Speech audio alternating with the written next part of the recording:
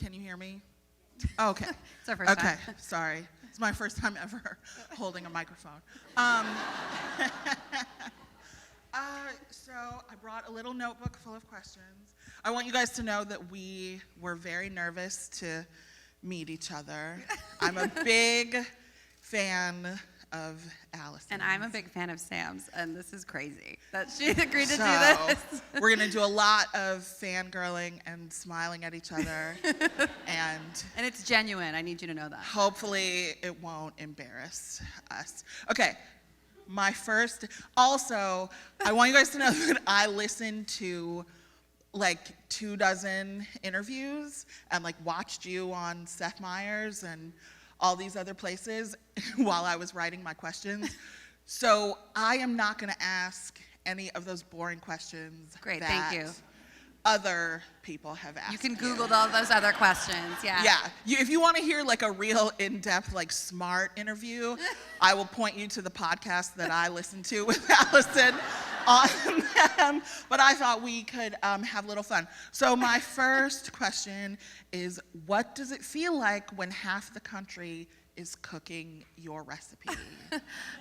It feels amazing, and I feel like living in New York, I live in a bubble where I feel like that is half the country, and then I leave New York. We take issue with that in Chicago, but okay. I know, listen.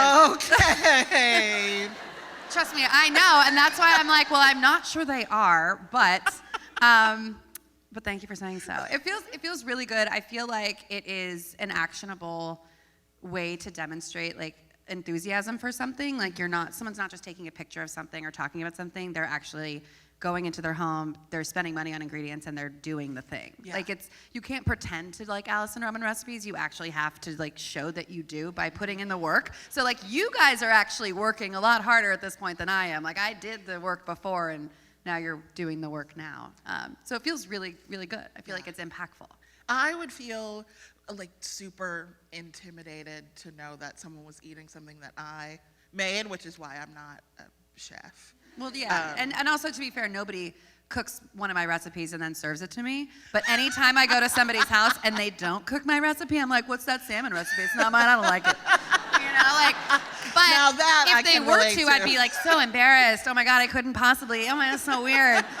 So you really can't win. So like if I come over, just pour me wine and like we'll call it, whatever. Okay, a follow-up is how often do morons message you to ask questions or complain about your recipes to you? Because people are insane. Let me tell you a little anecdote that has nothing to do with your book. I have a newsletter.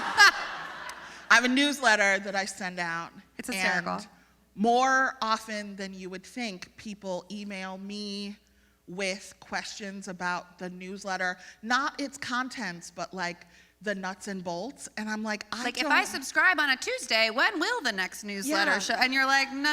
I'm like, no. You better like talk to Google about that. Exactly. I don't know how to do that. Yeah. So I can't imagine like if someone makes something and they burn it, how often they come to you and they're like, the seasoning wasn't right and blah, blah, blah. Literally daily, hourly, by the minute, just constant barrage of that stuff. Do you respond?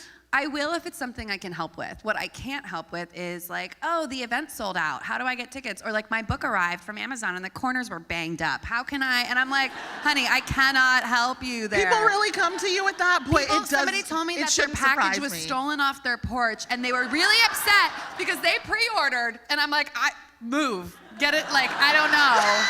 You're not living in a safe place. Like, get out of there. But like when I would lose my mind. It's a lot. And I think that like because people have a direct line to you at all times, like people just feel empowered to reach out, which is a really good thing because I do genuinely want to help. Like, oh, I couldn't find this. What do you feel about this substitution? Or, like those kinds of cooking questions I will always try to engage in because I feel like dutifully, like, I must provide the service, and I'm a Virgo, I'm a people pleaser, I gotta get out there, I wanna help the people. But I feel like it's the mean people or the dumb questions that are like not related to me or anything that I can control that I don't have the emotional space to respond to anymore. Okay.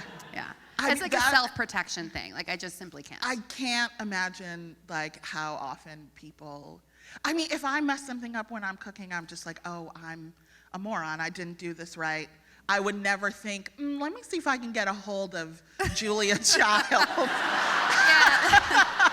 Honored. Let me go on Julia Child's Instagram and ask her. Yeah, well, it's like, so when the cookies, the salted butter chocolate chunk shortbread cookie from Dining In became popular, the more popular it became, the more questions I received. And I was really invested in making sure that every person trying to make those cookies had success, because otherwise they would never become successful, if that makes sense. And I feel like a personal responsibility if people are having a hard time with my recipes, that like I assist them, especially if it's in the language or the way that it's written, or if it's an ingredient that's inaccessible, because all of that informs the future recipes that I make. And I learned so much from Dining In to Nothing Fancy because of Instagram and people's constant questions, and like me taking information for granted and things that I assumed everybody knew.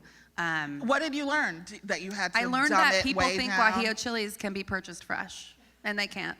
They're dried chilies. People will be like, fresh or dried? I'm like, they're only dried. And like, but also like, I'm a Googler, right? Like, if I have a question, I'm gonna Google it. And a lot of people are just like, you know what, just straight to the source. I know that I could find this out probably on the internet, but I'm just gonna ask Alison. What is that inclination in people? I would never, I mean, not that I'm the best, but it would never occur to me to like, cause then like you have to wait.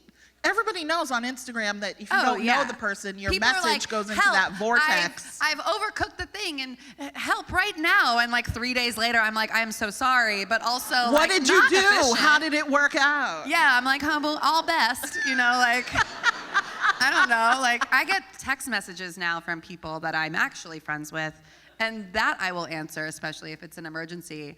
And they feel embarrassed to ask me. And I'm like, no, as a friend, like that is like next level, right? You have that access, take advantage of it. I'm happy to help you. But if we've never met and like something is on fire in your kitchen and you're DMing me, like not the first line of defense. Like we need a different plan for you when things go wrong. Oh God, I would love to like moderate your inbox for. Honestly? Have at it. What are you doing after this? 2 hours. But then you will lose fans because I'll be like, girl, you know you messed this up. Go fix that. I think that in like me like becoming more comfortable with myself and me, instead of feeling like I have to be like, oh, like to everyone, like lately I'm like, you know, people will say, oh, the chickpea stew, I'm allergic to chickpeas. Like, how can I make this? I'm like, find a new stew recipe. I don't know. Yeah. Or like somebody asked, oh, the spinach and artichoke dip, I'm allergic to spinach. What can I use? And I was like, honestly, no. Like, I'm not gonna be like, oh, sure, you can do whatever you want. You will, because it's a spinach and artichoke dip. But like, also, like, just try kale or something. Work it out. Yeah, I don't think kale doesn't get as soft, and I just. No. I'm not saying that that's a substitution. Because it's not. I'm just saying. I'm just saying. Not in that dip, anyway. I'm just saying that rather than reach out to you, why not just like try something you're not allergic to? Well, I think that and hopefully that what I'm trying to do in these cookbooks. Yeah.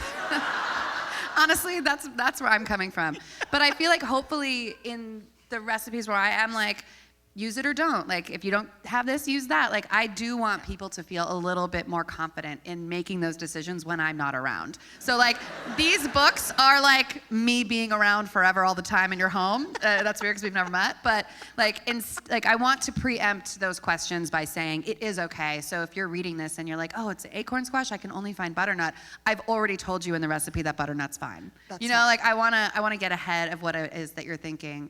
And I can't, foresee every question because I still get them every day.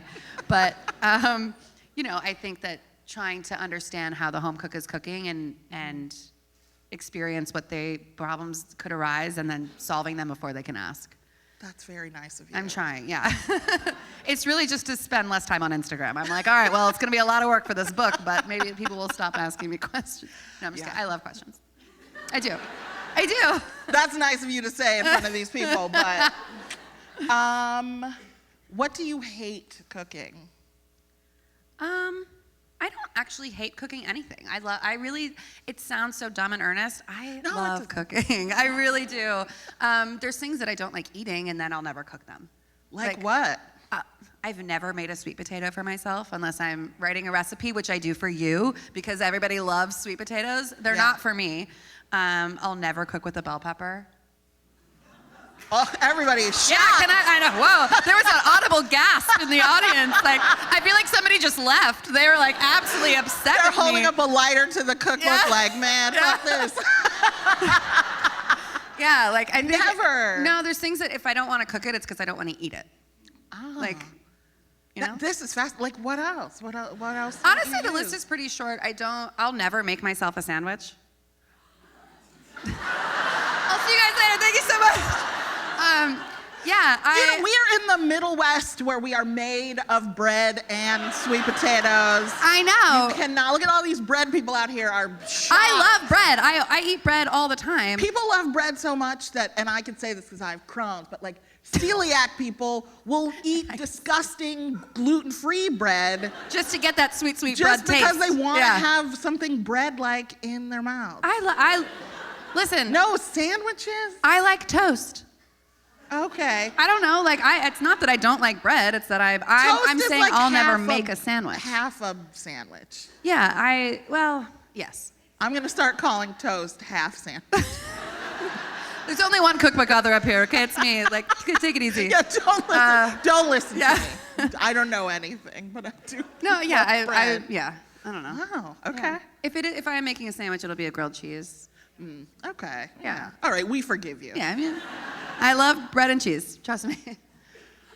Okay, what is the most disgusting garbage you love to eat and cannot resist, even though you are a highbrow food person?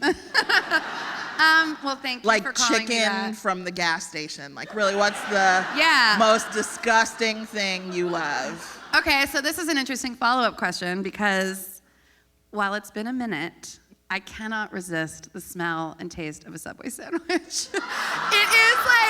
It is like. Boy, you are really blowing my mind.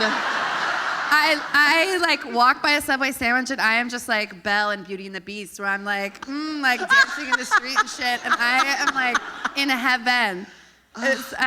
It's I don't know what it is, but also like I am a very high-low food person. Like I feel like from the way that I shop to the way that I cook to the way that I do everything, I love the high and the low, and I love them together.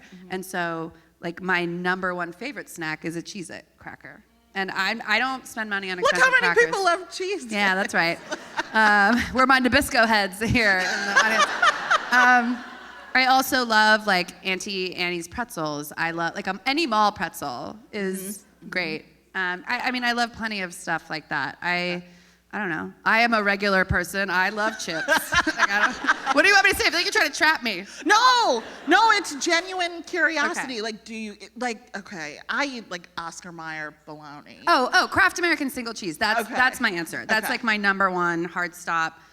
I would die for that cheese. Yeah. I would like that single, like the sound of the plastic as a wasteful plastic. Yeah. Like, That weird squashy feeling. it doesn't melt, and you're like, why? But who cares? It's so good. No, Yeah. it wasn't a trap. I just Okay. genuinely like, because we all think of like cookbook people as like, like fancy, like everything you eat like comes from France. And the rest of us are like making tuna helper and whatever, eating it directly from the pot. So Yeah, I I'll just do that wanted too. to know- Yeah. Okay, I just wanted to know if there was like. Mac and cheese from a box is always better than mac and cheese that you can make yourself. Well, I might try to like tell you that that's not true one day by being like, this mac and cheese is just as good from a. It's not as good from a box. So, I don't know. I like plenty of stuff. Okay, good. Okay. Well, this is sort of in the same vein, but you just answered it. I was going to ask what fast food you like, but obviously it's Subway. It is Subway. Also, I've learned. I'm from California, and I learned when I moved to New York that fast food chains are regional. Like I just thought everyone knew what Jack in the Box was. Is there Jack in the Box here? No. Okay, so they make tacos.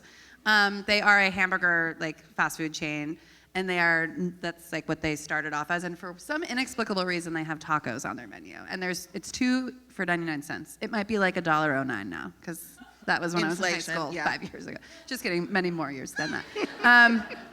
But it's like I'm gonna really get into it. It is a corn tortilla that they lay a American cheese slice in, and then fill it with like some fake ass meat, and then close it, deep fry it, and then stuff it with iceberg lettuce, and then you put hot sauce on it. And it is the best thing I've ever had. I dream about them, and thank God there's not one in New York, because it would be all I ate. And yeah. That is also a garbage food, so that is that's perfect. So how often do you actually like cook for yourself? Like not for a recipe, not for a... Honestly, not that often unless I'm having people over. I live alone, and so when I am alone and I'm not working and I'm just like, oh, I'm starving, like the food that I make for myself and me alone is not that exciting or impressive. It's probably pasta. Or I will go out. Do you make and your eat. own pasta, or are you no. like, okay. Absolutely not. Good. No, good. there's a lot of things I was worried. There's a lot of things that are always going to be better if somebody else makes them for you. And I think that the idea of making your own pasta is really cool and romantic, but there's probably a place where like you can just buy it and it's going to be actually perfect. Like it sounds like the idea is better than the reality, I think, of making your own pasta, unless you're really good at it, unless you're going to make like a full project out of it. But I don't know, it's also too soft. How good could it be? Homemade pasta, unless you're really, really good at it, can be just too soft. Yeah. I like my pasta very al dente. Yeah, me too. Okay, let's see. I'm glad we got that question out of the way, because homemade pasta is like a thing where I think you think, like, oh, everyone must do that if you're a professional, but it's kind of a lie. No, I want the box, the dollar box of pasta. Yeah. Okay, this is my most serious question. Okay. How often do you get diarrhea from testing all I can't believe you of actually these asked me foods? this. We joked about this during the sound check, and she's like, I'm not really going to ask you this. It's number 7 on my list. It's here on the list. Okay, and I'll tell you what, like the people in here who know me know that like my entire body of work is about diarrhea. Correct. Yes. So for anyone who doesn't, surprise. So if you just bought my book and you didn't know what it was, sorry. Yeah.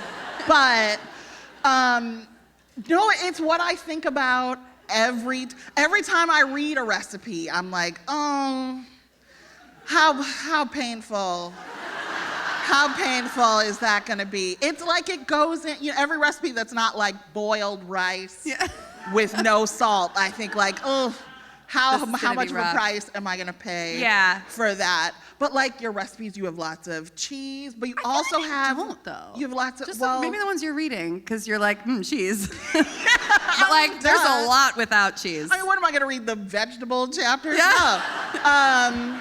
But even like vegetables, they can be rough on someone with a I think you have to know your own body, and there are certain foods that do not agree with me. I have developed over the course of my like 15-year professional cooking, like the stomach of like, what's a strong person with a stomach? I don't know, whatever. A raccoon. Yeah, I'm a raccoon. I was telling somebody the other day I like to play a game with myself that's like, can I eat it? And I feel like I'm constantly playing that game of like, can I eat it? And like, turns out I can, or sometimes I can't. But my sensitivities in my body are personal. No, I'm just kidding. They're not. We're family here. Yeah, I get more of like it's more of like a acid reflux thing as I've gotten older, so I'm more sensitive to fatty foods. No, for real. Like but I'm about to be 40, and like even with the charred wasteland that my intestines were before, things are changing, and I'm like, oh, can't do that I will tell you anymore. that dairy is definitely increasingly rough on my situation. And when I was testing Thanksgiving recipes this year, which I'm really excited about because I haven't done Thanksgiving in a long time, I ate so much gravy that like, because I just hadn't had gravy in a while, and I was like, damn, gravy's good. And I'm in there with a spoon eating the gravy spoonful by spoonful. So it's like when you eat the ice cream and you're like, I'm just not even gonna make a full bowl. I'm just gonna have a little bit in the spoon. That was like me with the gravy. I'm like, I'm just tasting. But I wasn't tasting, I was drinking the gravy. And then like the next day, coupled with these, I did like these really, really amazing like sour cream mashed potatoes that have a lot of heavy cream and a lot of sour cream in them. And they are so good that I could not physically stop eating them. Yeah. And the next day was not a good day. Yeah. No, that's the number one thing I think about But people when I aren't see eating as much as I ate that people day who of cook. those things. Yeah. Like gravy's No. not meant to be consumed by the cupful. Like it's like, you know. I mean, maybe. But what's the alternative? I'm not going to be like, to have it be less of a nightmare the next day, like don't use turkey drippings and like, you know, No, it's always worth it. I just wonder like how much of a beating you No, take. my body's pretty strong, but I think it's like I've been training my whole life. Like I never get sick when I eat abroad. Like I eat everything off the street in a restaurant, off the street again. Like I eat anything ever, and I feel like my body is it's just the immunity is strong. I feel like that way, like living in New York too, where I'm just like, Yeah. I've never been sick because I live in a pool of garbage. And you know, like when you're born from that, your immune system is extremely strong. Also, I take probiotics, which shout out to probiotics. What is this, a Goop conference? Yeah. It's the only good thing. Try them. They're good. They'll change your life. Listen, I like medicine. I'm not gonna like eat kimchi or whatever. You should. It's good for your digestion. Okay. I'll keep taking Imodium. No, I'm just kidding. Okay, how do you decide, like when you're sitting down and like putting your cookbook together, how do you decide like what goes in? Because I imagine you have tons of recipes, but how do you decide like this is a good one for a cookbook versus like this is one for, I mean you don't have a blog, but like for the New York Times or... That is my blog. Oh, The New York Times is my blog. Isn't that's a flex.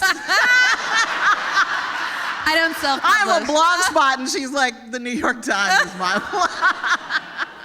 But like, how do you decide like what goes where? Because it's like it's you as a person, right? Like you're handing people a cookbook and it's a like encapsulation of you and your career and whatever. How do you decide like what defines you in book form? Yeah, I think when I'm deciding like whether it's like just words or the actual recipe or whatever, the books to me are the most personal, and I'm the most particular about what it is that I'm going to put in there. And if I feel like there's anything about a recipe that doesn't feel 100% natural or true to myself, then it's not going to go into the book. Whereas like sometimes for a magazine or a newspaper, for a column, like I'm being hired by a place to provide a service, and that service is like easy weeknight meal or Thanksgiving sides or whatever. I feel like it's an assignment, and I can kind of read the room, so to speak. Like, okay, like here are the people, here's what they want when they're subscribing to this or when they read my column, and here's what people want for this particular rubric or set of guidelines I've been given. Whereas my book is sort of like I'm starting from scratch, and with both of them, I guess it's kind of like, well, what belongs in one of my books? And the first one, it's so funny now I look at Dining In and I'm like, it feels a little all over the place to me, like because it was the first book I ever wrote, and it was like I was talking about like when you write your first book, you have your whole life to write it, so you're putting everything you've ever learned or done or excited about in this one thing. And then the second one, you have a little bit more time and space to kind of make it a bit more curated and to kind of fine tune it a little bit and decide, okay, well, what's going to be in this book? So Dining In was a little bit just like, here I am, I like to cook, you should cook too. And so that's why there's like cheddar kimchi omelet, but also like leg of lamb and also like pasta. You also don't know if they're gonna let you make another one. Which... Oh, totally. I'm like, well, this is it. I'm going down. If this is, please remember me this way. And my first book is definitely like, oh, I did not think I was gonna get another chance, so I tried to be as disgusting as possible. And if they came back for more, which they did, then you can kind of cool it a little bit. But yeah, so it's nothing fancy. It was, I had sort of a more clear vision of like what this book was. And so I looked at every single idea and recipe and was like, is this really something that I would make when people come over? Is it just you? Like, is it just you deciding what goes in? Because like my books are about me, but they are definitely like a group. Like my editor gets to weigh in, and on what, what essays you're putting in there? And the direction it's going, and like Bob in sales gets a vote on what on what I say, and I'm like, damn, Bob. I feel like Bob, we've never even met. Bob will be like, oh no, we got to cut that. Yeah.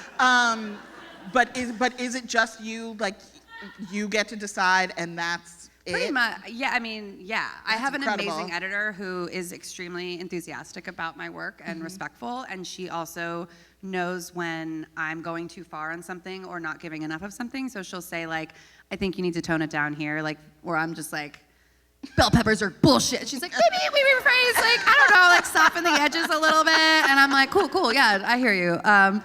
Or if I'm tired and I've written like 3 lines on something and I hand it in and she's like, come on. She's like, this is garbage. She's like, you have more to say. And I'm like, Mom. But for the most part, like she and the publisher like very much trust me, and I have no idea why, but it's like been a fucking blessing because I hate being told what to do and I hate working for other people, but I love being edited though. I genuinely do because I don't think any writer feels like that they're ever going to put out their best work like just without another set of eyes, and it's honestly terrifying to me that I only have one other set of eyes, and I am fortunate enough to have a lot of friends that are either amazing writers or editors that there's a select few things that I've given them and being like, can you just read this and tell me if I sound like an idiot or if it feels like flat or vapid or too long or this or that, like things that you become self-conscious about. But writing a book, especially a cookbook, can be like a weird, lonely process because it's just you cooking, and you know, I am cooking for other people. To test them because it's just you too don't much have food. like sous chefs or anything, like no one is like chopping things while you put it together. No. Wow. Yeah, I hire food stylist assistants on set for the photo shoots and for like when I shoot the Times column and for the books I have people to help me cook just because the sheer volume of things that we're cooking in a day I can't do it alone. I've like but learned while to ask for help. conceptualizing, it's just it's just you me doing a little because sprinkle of this. I don't know how something's gonna turn out. So I basically the process is, you know, I'm shortening things here, but basically I come up with a table of contents based on what I think sounds good, and dishes that I haven't had probably or have never actually cooked myself, and I'm like, but that sounds really good. Like I really want to eat cabbage with anchovies and lemon, but like. Just those 3 words can go in a million different directions. So I'm like, well, I know I want them to be like whole hunks of cabbage, like you eat like a wedge, so I'm gonna sear it. And then I just kind of start cooking, and then I write stuff down, and that's it. And then they get tested by somebody else. So once I've cooked through it, written it down, they move on to somebody else that makes sure that that recipe really works. But That's cool. so I can't have somebody else do the chopping and all that stuff for me because I don't know what I want it to look like or be like until I'm actually doing it. That's cool. We have audience questions, so I'm gonna. Pre-screened. Yep. Sorry. Okay. Let's see. You talk a lot. It's hard to tell like who asked which question. So I think this is from Kristen. You talk a lot about learning on the job. What was one of the most challenging things to learn how to cook, chop, or prepare? How did that experience shape how you use your cookbooks and recipes to educate and inform your readers? Thank you, Kristen, maybe. Honestly, the hardest thing that I learned at any job, be it a restaurant or a magazine, was how to like work really hard and have integrity. Because the technical things anyone can learn, and like I'm not the world's best like chopper of onions. In fact, when I watch videos of myself cutting onions, I'm like, ugh. I'm like, somebody get this girl a sharp knife. Like, what is she doing? It's embarrassing sometimes. But like the idea that, especially in restaurant, I feel like everybody should work in a restaurant at least for like 6 months of their life because that shit is hard as hell. And it is a place where you truly learn like insane work ethic, and for better or for worse. And I don't think the culture there is like the best learning experience for most people. But it also depends on the restaurant. But to have like that type of like day in, day out of like learning to be like, nobody's gonna check your work, you have to check your own work. And like if it doesn't taste good, people aren't gonna come back. And just like a direct result of what it means to like, you know, cook something for somebody, have integrity behind what it is that you're doing, be it an idea, like is this an original idea? Am I stealing it from somebody? Will anyone ever know? Like, does that eat away at your soul? And like, you know, kind of asking yourself those questions when you work for a magazine or a restaurant or whatever, I don't know, was probably the most important thing. Do you ever see people like stealing your recipes? Yeah, the internet is a horrible place. What do you do? Do you get mad? I used to. If I saw somebody tell one of my jokes, I'd burn them to the ground. Yeah, I mean, that's my instinct and that's what I want to do, but also like you can't copyright a recipe. So anybody could. Oh, you can? No, somebody could read this book, any of my books, and then just write a book of the same recipes, I could not do a single thing. It's crazy. You can't copyright a recipe. I've tried. I've looked into it. But like after like the cookies came out, people put them on their menus at restaurants and bakeries and didn't say where they were just like, oh, well, come in and try our new like shortbread with salt and chocolate. Like they would just rename it sort of, and someone would be like, aren't those Alison's cookies? And there's nothing I can do about it. I saw people were running ads for, I did like a spiced chickpea stew with turmeric and greens that was popular last year. And people like everybody's like, we made it. I saw some like companies running Instagram ads that were like either chickpea companies or soup companies that did the stew and were just like, a great way to use our chickpeas is this thing, but didn't say where the recipe was from, and it was crazy. And there was some people where I reached out to, and I was like, I'm flattered, but it'd be nice if you at least said where the thing was from. Yeah. And I feel like in a world where information and ideas are fluid and seemingly free, you have to own up to where something came from, which I feel like not everybody does a great job at. And I think that it's, you can be flattered that somebody wants to like do a thing that I'm like, I think it's good. I'm glad you think it's good too. But, like I feel like if I'm my credit. Yeah, like if I'm gonna write about something or do my riff on a recipe, which like I do for the Times often, like I'll have like a pork schnitzel at my favorite neighborhood restaurant, and I'll be like, this is my version of that inspired by this lunch I have all the time. Like I want them to feel recognized for that. And that doesn't mean you can't like put your voice into something, but I think the way that you lead people to that is important. Yeah. Damn. Yeah. That is excruciating. Okay. Nicole wants to, and I think I can answer this, but Nicole wants to know why, oh, why haven't you opened your own restaurant? Oh, Nicole. Back to that original or that previous question, restaurants are hell, and you work so hard, and I've had this conversation a lot because I ask myself that sometimes because I genuinely love to like cook and feed people, but part of the reason I got out of restaurants was because the impact I felt like I could have writing recipes and teaching people how to cook was more interesting to me than just feeding them for one night. And also restaurants are hell. Yeah. But no, and expensive. They're expensive it's a and they're huge really risk. hard work. Yeah, I have a dream that like maybe one day if I move upstate New York that I open like cafe or like restaurant-y type thing where I'm open like 4 days a week. I'm open from 8 to 4. I do dinner twice a month or something. Like I feel like if I could ever do something that felt financially viable on my own terms, I would do it. But I have no interest in like training someone how to cook like me and like me taking a step back and then like having it like I don't know. It's just like, ugh. Yeah. Seems hard.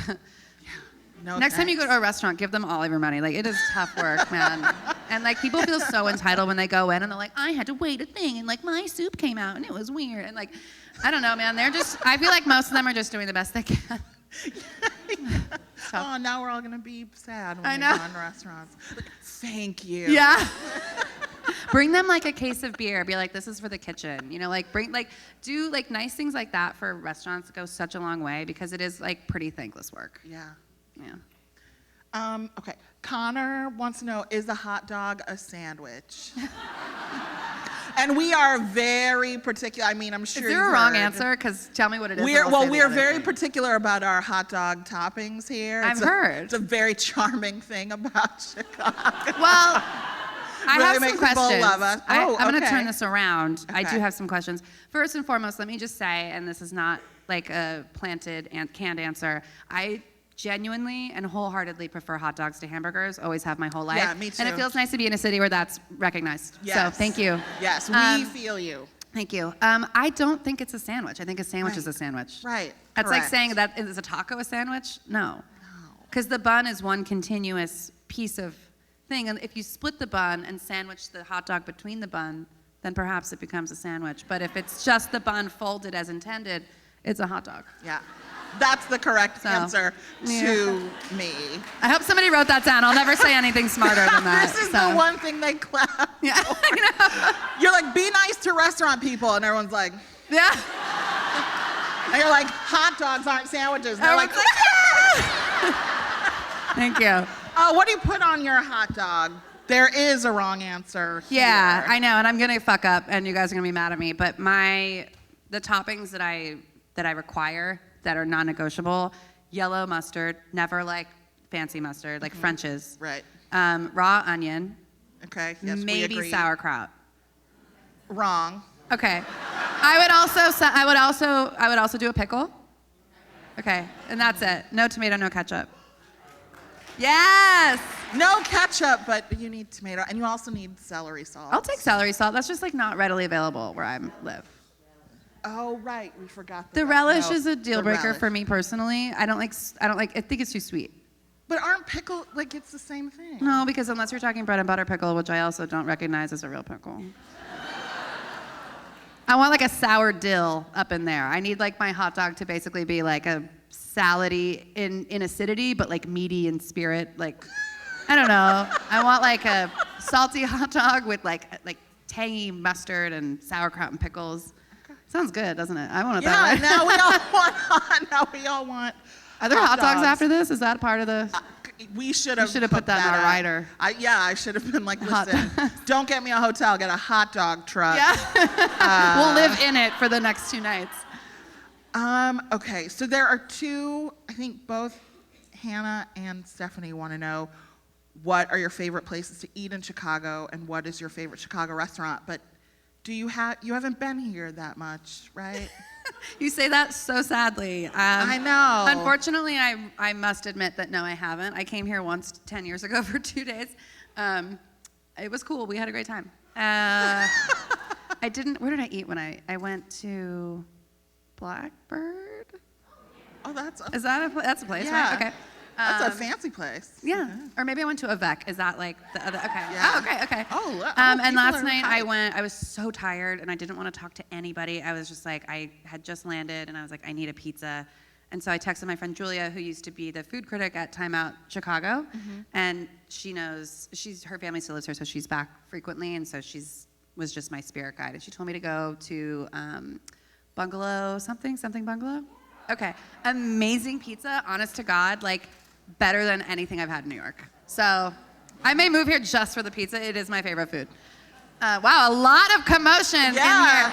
Well, to be fair, I was like, I want a good vibe, excellent pizza, like maybe a salad and a glass of good wine. And she's like, go here. She's like, if you want pizza, she had a lot of questions for me. It was like deep dish, thin, tavern, old school, new school, what side? I was like, too much information, just send me to the place you know I like. And I did, I loved it. It was really nice. My answer, in case you guys are wondering. I do want to know. Because I'm from here. The best restaurant, well, my favorite restaurant, is Maud's. What? Okay, tell me about Maud's. Maud's, it's French, okay, but not like stuffy. It's super dark. The cocktails are amazing. I want to go there. It's on Randolph next to all these other restaurants that you will not be able to get into. So then you go to Maud's because they will always get you in. And the lyonnaise salad is incredible, as is the cassoulet. I want to go to there. Well, next time. She also told me to go to Lula Cafe and sit at the bar. Oh, yeah. Lula is... Yeah, but I was like, needed the pizza in my life. Lula doesn't have pizza. Yeah. But everyone who works there like looks cool. Like if you're a vibe person. I'm mostly a vibe person, and people like when they ask like where I go to restaurants, I will almost always pick vibe over like what is new or cool. Even if the food's not that great. My favorite restaurants, like where Julia and I go in New York, like we go to the oldest ass restaurants in New York. We're like, where's like the place that was cool in the 40s? Like that's where we want to eat. And we get like martinis and baked potatoes and steaks, and like that's the vibe. I want to feel like I've gone back in time. Oh, well, Lula's not that, but Maud's. Well, that's fine. I mean, I do it all, but I don't know. Like I wanna have a good feeling because I am so particular about my food. And if I go somewhere and I'm like, I could make this better, or why didn't I just make this myself? But a vibe is something that is specific to a place that you can't recreate anywhere, and I feel like that makes it really special. Oh yeah. That's a good answer. Okay. Oh, if you had to choose, this from Kay, if you had to choose your last meal, what would you choose to cook for yourself and or who would, Kay, who's cooking their own last meal? Yeah, like I got 24 hours left, like I am You're not. Like, cut your thumbs cutting onions? No. I'm like, no. I'm going to amend this question to save Kay. Where would you go eat your last meal, or what would it be? I would probably be like on a beach in an ocean, like my body half in the ocean, so the water's got to be warm, but not like the Caribbean, like maybe the Mediterranean, but like half body, half in water, about half out, so I could have my hands dry to eat. And I would be like eating all of my favorite stuff. So there'd be like pizza, but also like more pizza. There'd be like a drink involved, and like lots of seafood. Like delicious head-on prawns, not on the pizza or anything, just like, just available to me to have while I'm in that experience. I like the idea of being as comfortable as possible physically while eating the most delicious things possible. Yeah. So like I want to be, like maybe there's a pillow. I don't know. Yeah. It's me and my ocean pillow eating prawns. I don't know, a pillow on the sand. I don't know, it sounds cool. Okay. Oh, well, I think you answered this a little earlier. What is something you will always buy instead of bothering to make yourself? Pasta is probably number one on the list. I feel like this could be a good Family Feud question. Show me pasta. That's on there. Ketchup, in the event that I am using ketchup, it's probably just for shrimp cocktail. And I will always buy it. Any restaurant you go to, it's like house-made ketchup. You're It's like, always that's disgusting. trash. It's Yeah. absolute trash. Always disgusting. Homemade ice cream sucks. Give me the Haagen-Dazs. Give me the Baskin-Robbins. Give me the stuff with the things in it that make it good. Because homemade ice cream is also a lie. What else? Like, there's certain condiments. Like, I'm never going to make fish sauce, obviously. I don't recommend you try to either. French's mustard. Like classic things that are only good because they are manufactured to be perfect. Philadelphia cream cheese. It's a perfect food. Yeah. Who would ever make their own? I mean, there's someone making their own cream cheese, but I know that we're not we don't friends know though. them. We're not. That's like that's like know the kind of person that's like, oh, I hear you're into food. This is my friend Mark. He makes his own cream cheese. I'm like, nope. Mark and I have nothing to talk about. We are not gonna work. I feel that way about people who, I'm really bread-centric today, but people who make their own bread, I'm like, oh, no. Yeah. Don't talk to me about your sourdough When I starter. turn like 65, I'm gonna like become a person who does like ceramics and bakes their own bread. Right now, I would kill the starter. I'm a neglectful person. Yeah. I think that's a cool thing for me. It's on my list. It's not who I am right now, but I hope to grow into that person. Yeah. Okay. Is it okay to make everything in this cookbook just for myself because I hate having people over? Is that your question? Did Yeah. you ask that? That's from me. I knew it. I That's was from like, that's not Samantha. an audience question. That's a Sam question. That's me. Yeah, if you hate people, you should still absolutely cook from this book because it will bring you joy, and like maybe also you'll make it and be like, gee, it is lonely here for this, baked pasta for 6 and it's just me, and maybe it'll inspire you to invite people into your home and change your life. Okay, here's the thing that I didn't write down, but just thinks me. Having people over is such a production. Do you not have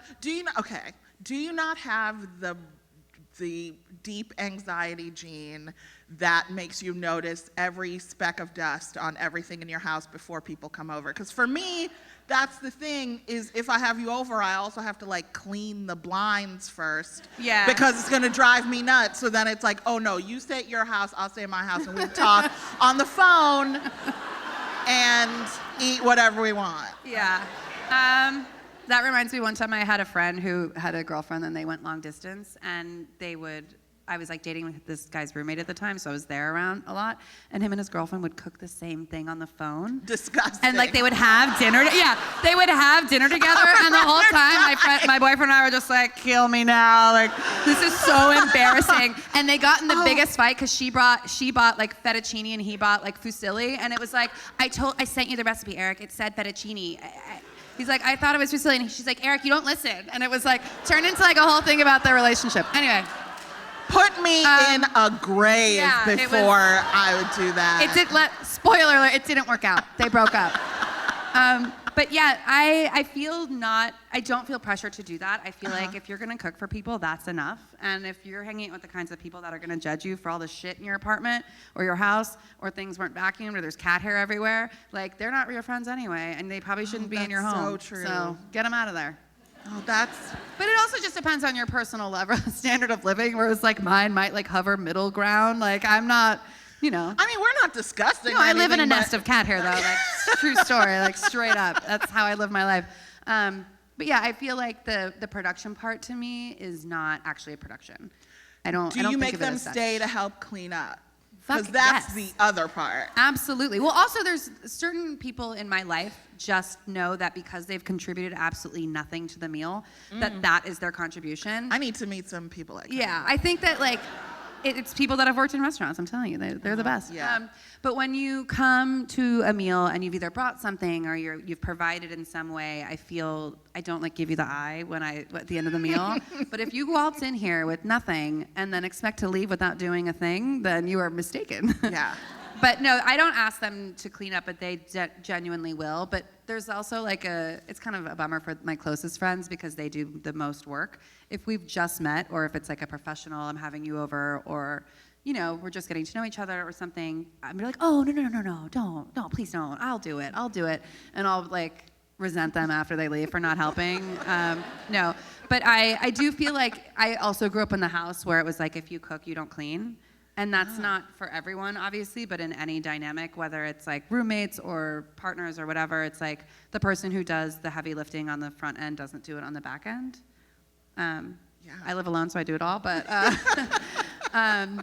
yeah, I feel like I don't make anyone clean. If they offer, I will not be a martyr, and I will say, yes, you can, at least just rinse the dishes or something. I don't have a dishwasher, so everything does have to get washed by hand, unfortunately. That was a long answer. No, it's good. We're into it. Okay, yeah. No, this is helping all of us feel better because I feel like, you know, I'm like, oh, don't do that. I'll do it. I think and then that, yeah. I'm like, I'm never inviting anyone over again Yeah, because I have to wash 2 plates. Yeah. Took forever.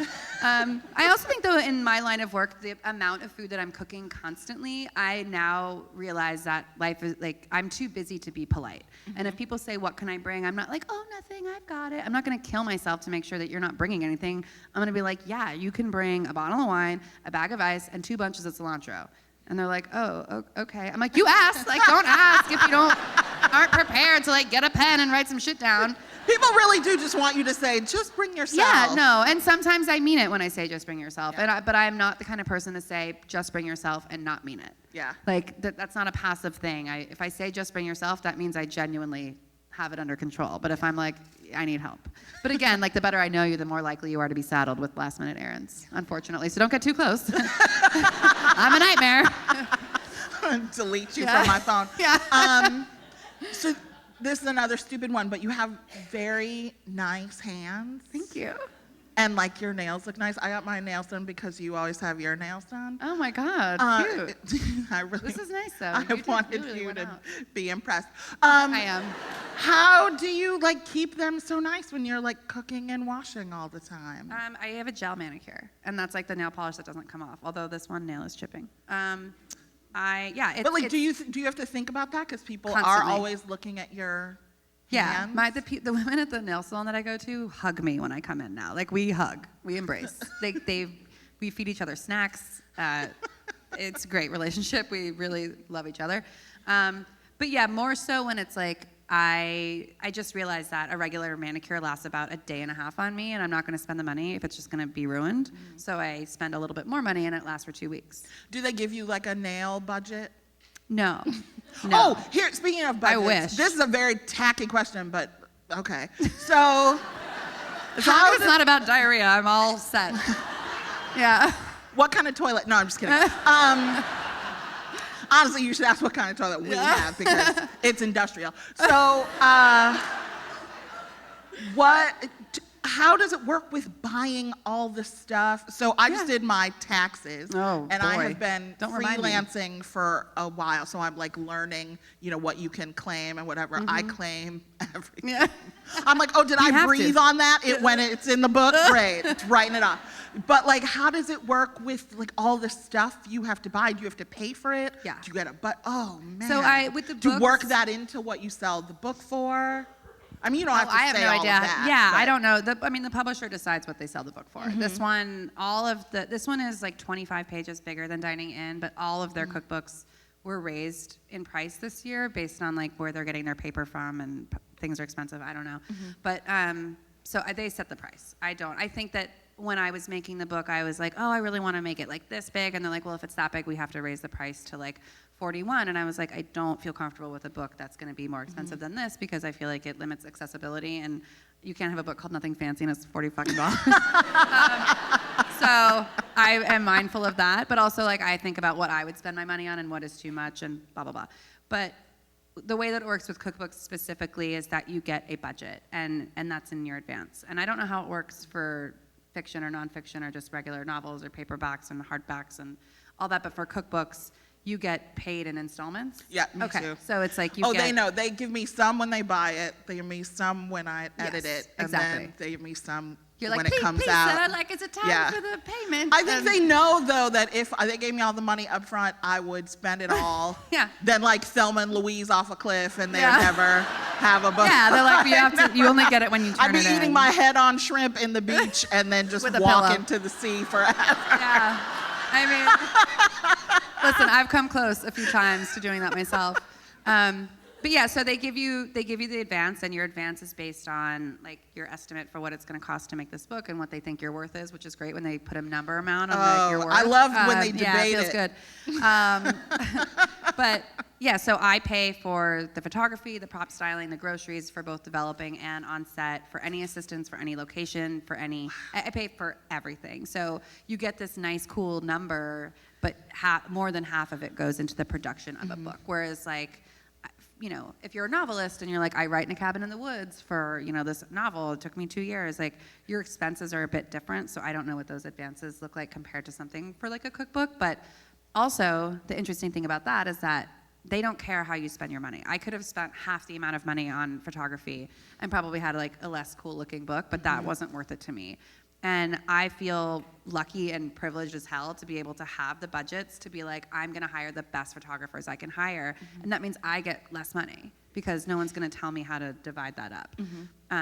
But to me, it's worth it beyond measure to have something, because books are forever, that feels like something that I'm really, really, truly proud of. And at the end of the day and at the end of my life, I'm not going to remember how much I spent on the photography. And if I feel like I'm skimping to get more money in my bank account and then I'm ended up with like a subpar product, like that's not really worth it to me. So I feel like sometimes I'm like writing these checks and I'm like, Jesus, take the wheel. Like this is just absolutely murder on me personally, but ultimately worth it when I'm like, damn, this looks fucking cool. Yeah.